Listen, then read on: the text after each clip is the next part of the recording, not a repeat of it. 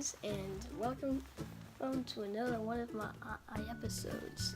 Today I'm going to be telling you all about snakes. Now, I'm sure everyone knows snakes are reptiles that have no legs, slither around. They have scales. They can have vertical eyes that go like this, slanting, but a bit oval shaped with pointy points at the ends of each time the lines connect. Well, I'm sure you know what I mean. And snakes, like basilisk over there, that have round eyes, indicating that they are diurnal. And of course, since the vertical eyes, those ones are nocturnal. Now, a lot of people are afraid of snakes. A good majority of people in the world, they misconcept them for beasts, wanting to kill them for absolutely no reason. But actually, snakes would rather stay away from humans. And this is clouded by the fact that some snakes attack anyway. But why? It's because they see us as predators.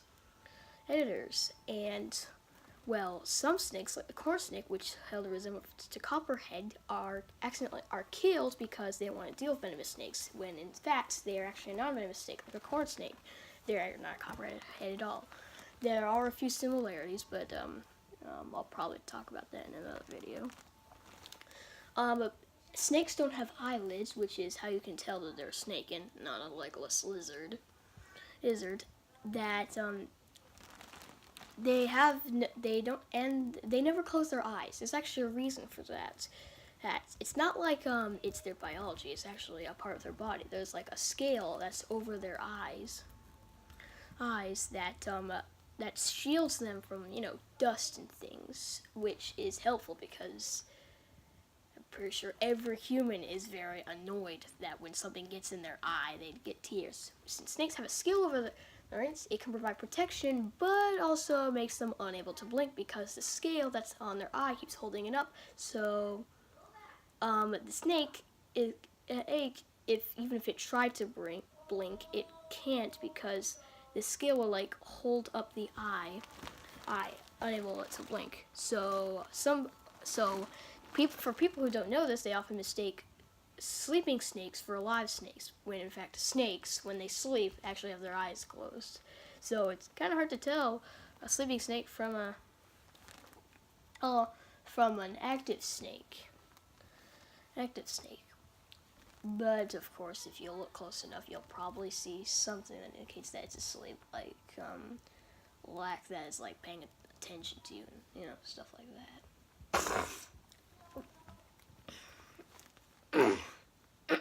Now, on their belly, snakes have scales that go like this, down, out, and they don't look like scales. More like scales that are like rectangular shape if you look on the side of their bellies. It's also another indication that they're a snake and not a legless lizard, because once again, legless lizards are often confused for snakes. Snakes can be elusive, and they're commonly kept as pets in the exotic pet trade.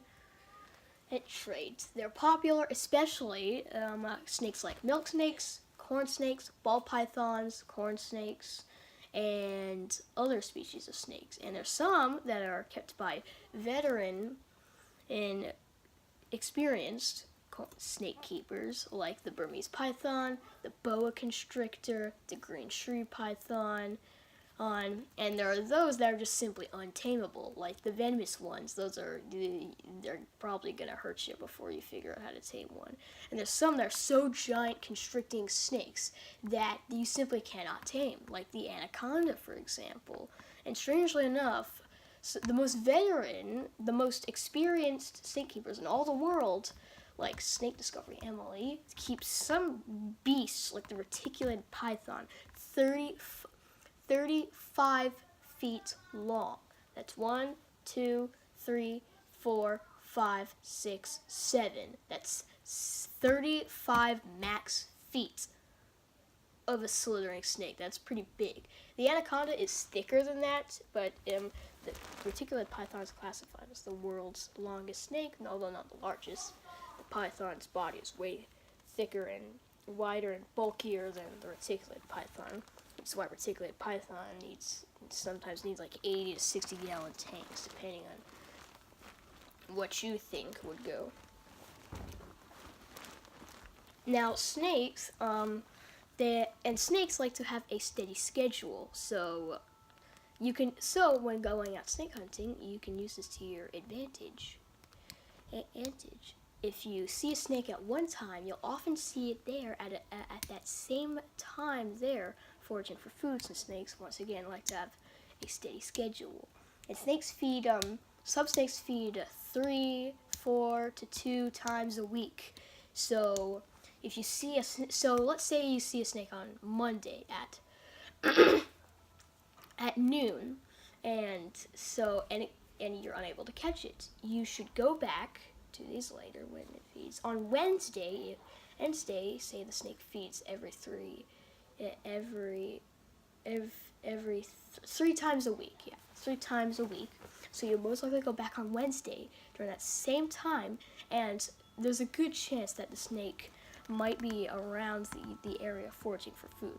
Snakes are also very shy creatures. They live under rocks, although some like to climb trees, like the green tree python, for example, and other forest-dwelling snakes.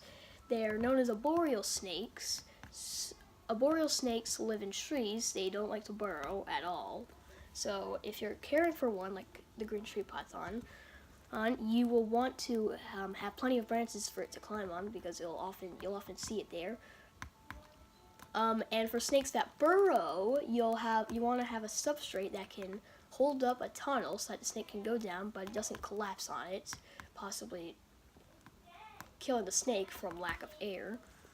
So that's another one thing to think about. Semi-arboreal, is something like the corn snake. The corn snake will climb on branches, burrow, which makes for a pretty active snake. Now, there's a video on snake discovery, top 5 best beginner snakes. If you search them on YouTube, it'll probably come up. That she'll explain what the best ones. But I can remember some. There is a king snake that's black, milk snake, ball pythons, corn snakes. Oh, and of course, and garter snakes and milk snakes. So yeah, those are good beginner snakes. And some snakes, like the ball python and the corn snake, are bred to have a wide variety of colors. Colors: purple, black, brown, yellow, orange, red, purple, pretty much anything you can think of. Any color you can think of. I basically like to think the colors of the rainbow because they're basic. I don't know much of the other advanced colors, but I do know some ones, like like magenta, dandelion, tan, peach, blackberry, and sea green, and other colors that are, of course, like have some weird tints to it. Like, yeah, there are way too many actual colors in the world for me to name all of them. And of course, snakes and ball pythons have like 1,300 different color variations. Maybe more, but that's from what I can remember. According to some other websites, there may be more than what I just said, and there could be some different breeds and colorations that are basically being discovered right now. Now, some snakes, like rarely, can be albino, not entirely white, but it's got red eyes. That's how you can definitely tell if a snake's egg is albino, unless there's some snake out there that naturally has red eyes, even though it's a regular one and not an albino. But yeah, snakes can also be, they can also be hypo. I'm not sure of all the snake egg genetics. There's also a melanistic and scaleless, which I personally think is pretty good. And it feels like skin. I definitely don't know what to expect if I ever found a scaleless snake. I'd probably be in awe. Snakes have inspired many mythical creatures, from the basilisk to Harry Potter, from the giant world serpent like Jormungand from Norse mythology, and all kinds of snakes. But generally, what's sad is that most of the depictions from mythology actually classify snakes as horrible, monstrous beasts, and I don't like to think of that. More like that snakes are fascinating and useful creatures to well because they can help control rodent populations, like say you got a rat infestation. If you have a snake in your area, stick it on the rats and mice. You'll have plenty to feed on there. Just make sure it's the right size, because if it's too big, the snake's probably not going to eat it. And this also includes guinea pigs. I don't recommend keeping a snake and a guinea pig together because the guinea pig is a rodent and there's a snake. Snakes eat rodents. You obviously can imagine what would happen there. I don't even need to explain it. Yeah. Snakes are also escape artists, so according to Snake Discovery, some people will at least lose their snake one time in their lives. Now, I'm not sure about that, whether that's true or not, but I like to think that might be true for most people. I'm sure there's 8 billion people in the world, or 7 billion, well, somewhere in between that number, whatever. I'm sure there's someone in that thing, maybe multiple, that has not lost a snake even once. But who knows? There are always liars out there. Me, so far, I haven't lost Basilisk from what I can think of. Basilisk has never escaped, nor has he tried to escape his enclosure.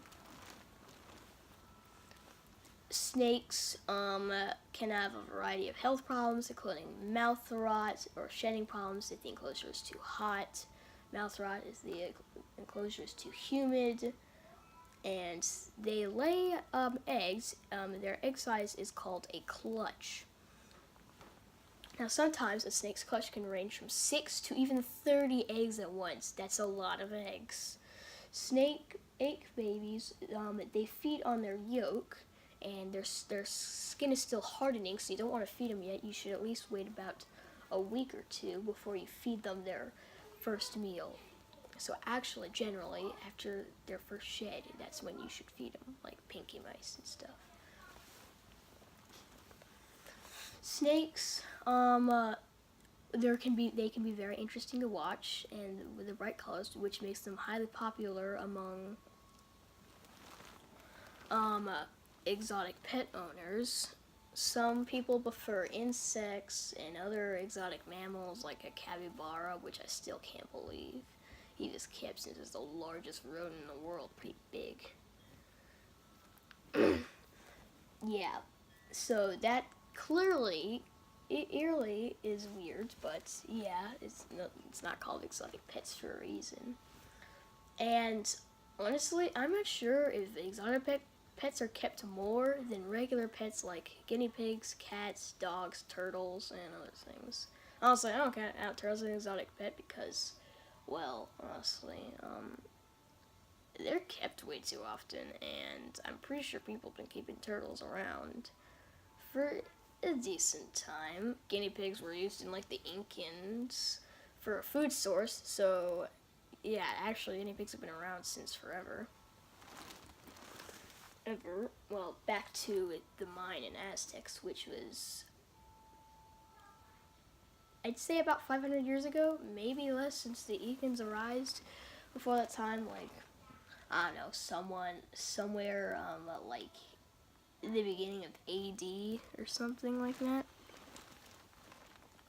And no, guinea pigs are not native to New Guinea. That is a misconception. Their actual name is called KV, but we're not talking about guinea pigs right now. We're talking about snakes. But yeah, snakes can have a wide variety of traits, and breeders who often want the desired trait will often breed, mix, and snakes are a solitary species. You should not keep them with other snakes. The one exception I can think of is the garter snake, which actually feels calmer and will eat better, and has a better disposition in groups. And they like basking behavior, which is also another uncommon thing to snake. The only time a snake will see another snake is when they're fighting over food, eating another snake, sometimes meeting them along the trail, but generally one of the most common times when snakes see each other is during mating season, when they mate with each other to produce eggs once they find a suitable location for the eggs to be laid. But that's really the only time snakes see each other. So if you want a social snake, I'd say garter snake is the way to go, even if it is not exactly one of the best snakes to keep. It's still one of the top 5. It's number 5, but still they can be pretty good, especially if some people prefer to have multiple snakes in one enclosure. Snakes, well, some snakes can have very long lifespans, and some snakes we're actually doing a favor for them in their life by raising them in captivity. Like corn snakes live to 6 to 8 years in the wild, but in captivity, corn snakes can live 10 to 20 years. That's a long time. That is a very long time for a snake to live. That's like more than double the lifespan it has in the wild. So that can actually be pretty helpful for the snake. And yeah, ball pythons, unexpectedly, I think they can remember 50 years. That's a very long time. I'm definitely not getting a ball python. They may look colorful, but I'm definitely not keeping a snake for 50 years because I'll be 60 by the time it dies. Yeah, a long time. I'm definitely not keeping something that long, even though it's colorful.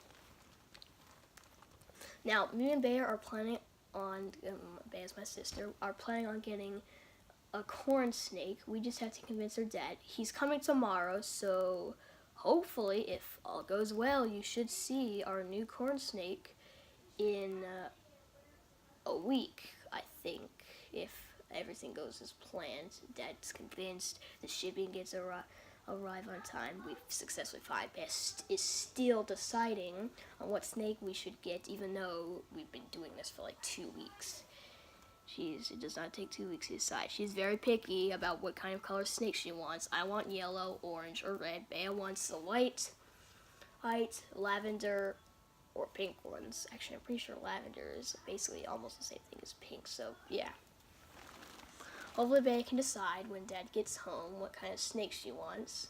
We'll get all the materials. Obviously, when the materials get here, we're immediately going to set them up since the snake will be ordered around the same time. We'll set the enclosure first, then put the snake in, and then we proceed from there. We've also selected a list of problems.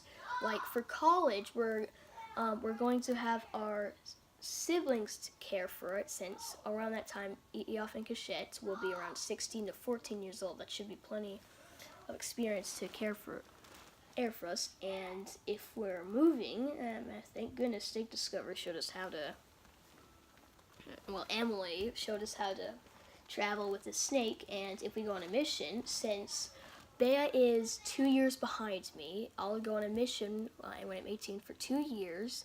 I'll be 20 by the time I return, and Beya will be,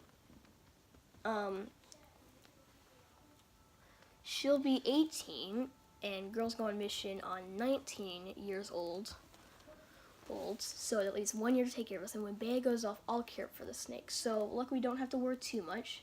There are other emergencies, like power outages, like I'm so concerned. But yeah, for natural disasters, honestly, like floods and tornadoes, there's honestly nothing we can do about those things. Those are out of bounds for solutions, because weather can be unpredictable, nature can be unpredictable. So honestly, we can't really be prepared for a tornado, especially for a snake. So we'll have to figure that out as we go. Some snakes, like regular sized snakes, like corn snakes, 3 to 5 feet, they should be kept in 20-gallon terrariums, bigger if you want them to have luxury. Smaller snakes, like garter snakes and Styria decay, the brown snake, and no, I do not mean the Australian snake that is venomous. I'm talking about the 10-inch brown snake that lives in North America, that is a very hardy snake. I have one right now, his Basilisk, if you haven't been keeping up with him. But yeah, I think for now, think that concludes our snake videos. If you think let me know if you know anything about snakes that I don't. Please feel free to leave them down in the comments. And also, before I go, I think I should cover shedding. Yeah, shedding. Because of snakes' biology and their structure of body, snakes need to shed in order to grow. So if you actually know nothing about reptiles and snakes, don't worry if you see a shedding. It's not a sign that it's gonna die because its skin is peeling off. It's actually a sign that it's growing. Healthy. If it's got a stuck shed, you should wash it so that way the shed gets out, and the water will also soften it. So if any shed is still on there, you can peel it off. So yeah, I think that's the end of the video. I hope you guys enjoyed it, and bye bye.